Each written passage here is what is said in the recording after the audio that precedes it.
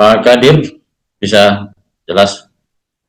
Iya, Pak Ketua. Ya, kita Jelas. tunggu aja Prof ya, kalau misalnya Prof sudah langsung. Oke, kita bisa dimulai, Pak. Iya, silakan Prof.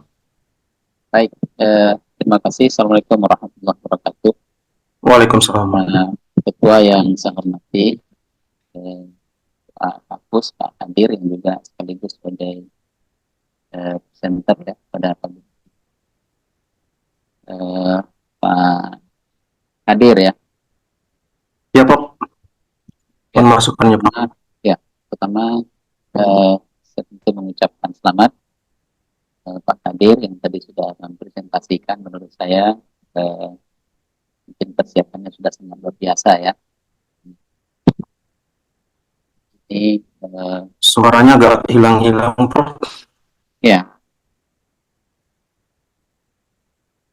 halo, Iya, ya, Prof. Ada. clear ya? Iya, clear. Oke. Ya. Jadi pertama saya mengucapkan selamat dulu pada Pak Kadir yang tadi sudah mempresentasikan dengan baik proposal penelitiannya dengan judul transformasi pembelajaran dengan ChatGPT gitu ya. Memang sebagaimana kita tahu bahwa hari ini itu adalah hampir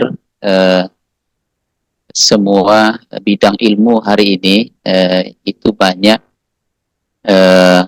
kalaupun tidak dikatakan diambil alih gitu ya, atau tergantikan. Nah, itu AI, Artificial Intelligence, dalam berbagai bentuk implementasinya hari ini.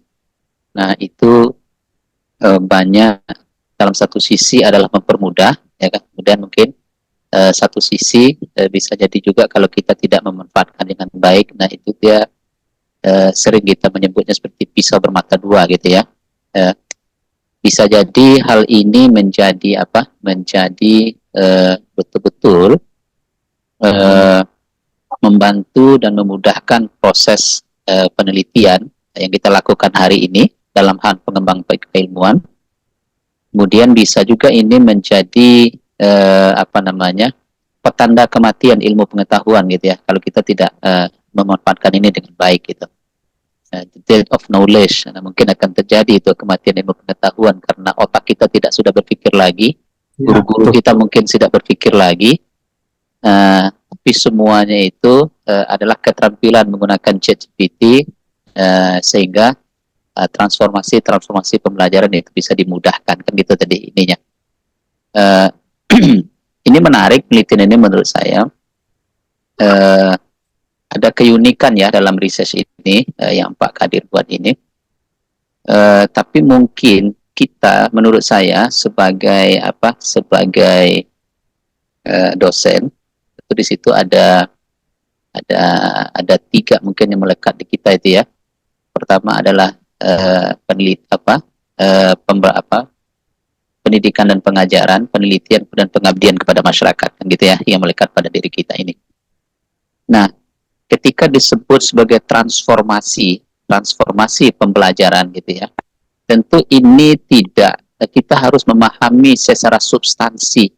Saya melihat hari ini kita sering sebagai dosen kita sering terlibat pada hal-hal yang sangat teknis, tapi kita hari ini saya melihatnya itu kita agak kurang dari sisi peran kita untuk memikirkan dari sisi substansi gitu ya. Nah, mungkin ini perlu dikupas dengan baik menurut saya. Substansi pembelajaran, ya kan, yang dilakukan oleh guru kepada muridnya itu tidak boleh hilang sesungguhnya. Karena menurut hemat saya, apapun bentuk teknologi yang hadir itu tidak akan pernah bisa menggantikan posisi guru gitu ya. Nah, mungkin itu hanya sebagai untuk mempermudah proses pekerjaan, sebahagian dari pekerjaan guru untuk salah satu pekerjaan adalah transfer knowledge kepada siswanya. Nah, bagaimana pekerjaan itu bisa menjadi mudah, dan itu mungkin bisa tergantikan oleh ChatGPT. Tapi posisi substansi dari pembelajaran yang sesungguhnya, saya yakin sampai kapanpun itu tidak akan pernah tergantikan. Ya, artinya posisi guru itu mungkin tidak akan pernah tergantikan. Nah, untuk itu menurut saya pemahaman tentang transformasi pembelajaran yang dimaksudkan oleh Pak Kadir itu, menurut saya itu perlu di-clearkan. What do you mean? Ya, what do you mean learning transformation? Itu mungkin harus clear menurut saya. Jadi tidak hanya sekedar menerjemahkan, tidak hanya sekedar memberikan dari level teknis gitu ya, bagaimana seharusnya guru menyampaikan materi, akan mempermudah menyiapkan materi, menyampaikan materi, berinteraksi dan sebagainya. Itu menurut saya itu hanya level-level teknis ya, level-level teknis, how to teach, ya kan? Atau bisa jadi itu mempermudah proses pembelajarannya. Gitu ya. Nah, tapi dari sisi substansi yang Pak Kadir maksudkan sebagai seorang ilmuwan ya dalam bidang apa? Saya nggak tahu bidang kepakaran Pak Kadir. Apakah sebagai dosen matematik atau sebagai dosen apa nih? Matematik. Nah, dosen matematik. Nah, apa tuh yang Pak Kadir maksudkan? Pendidikan matematik ya? Iya, betul. Ya, nah itu bagaimana Pendidikan. seharusnya? Ya, bagaimana seharusnya kehadiran seorang guru matematika dalam mentransfer of knowledge dan juga transfer of value tentunya dalam proses pembelajaran matematika itu. Nah, mungkin transformasi pembelajaran yang maksud itu menurut saya itu harus lebih clear. Saya kurang setuju kalau seandainya transformasi itu hanya diartikan sebagai hal-hal yang sangat teknis. Ya, hal yang sangat teknis. Nah, mungkin itu mungkin apakah ada ruang-ruang kehadiran dari ChatGPT yang bisa digunakan oleh guru gitu ya. Nah, untuk mengambil posisi atau membantu guru yang Pak Kadir tadi sebut dengan transformasi pembelajaran gitu ya. Nah, kalau itu bisa dihadirkan dengan baik, saya melihat riset ini sangat bagus ya. Tapi kalau ChatGPT hanya diartikan transformasi itu hanya diartikan sebagai hal-hal yang sangat teknis yang akan membantu guru mempersiapkan proses pembelajaran, membuat materi menggunakan ChatGPT gitu ya. Menurut saya itu tidak terlalu substansi ya, karena kehadiran teknologi hari ini itu tidak hanya kepada profesi sebagai guru, saya pikir itu mempermudah dan juga mungkin pisau bermata dua kepada semua profesi yang ada di dunia hari ini. Ya. Nah, mungkin itu yang pertama komen saya Pak Kadir terkait dengan what do you mean of learning transformation atau transformation of learning. Yang di situ Pak Kadir menghadirkan ChatGPT ya. Itu yang pertama komen saya ya. Ya. Kemudian yang kedua riset ini akan dilaksanakan menggunakan mixed method ya. Mixed method design. Tadi apa? Concurrent tadi ya. Ya, concurrent mixed method design. Artinya yang mana tuh? Yang kuantitatif dan kualitatif dilaksanakan secara bersamaan atau kuantitatif dalam waktu yang sama. Paralel, waktu yang sama gitu ya. Nah, mungkin di sini dari sisi metodologi perlu tadi dilihat ya. Itu ada perbedaan filosofi kuantitatif dengan kualitatif kan, dan itu semua kita mungkin sudah sangat memahami. Salah satu